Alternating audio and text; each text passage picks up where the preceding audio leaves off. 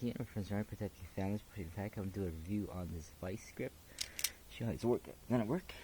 So I'm gonna do these lights here. Cut this line. The wire cutter. Oops. That was my bad. There he goes. And we're gonna strip it. So good thing there's a little knob here, and sometimes on the reviews you see that some people have a problem with it. Sometimes when you strip it, the plastic kind of gets stuck right there on the back, and when it does, you kind of see it's stuck right there. If you don't clear it, the next time you try to strip it again, you're gonna have some problems. Like, hey, it's not doing what it needs to do. But depending on the size, but this time I did it. But on that, it works pretty good. Okay, thanks for watching. You to the link below.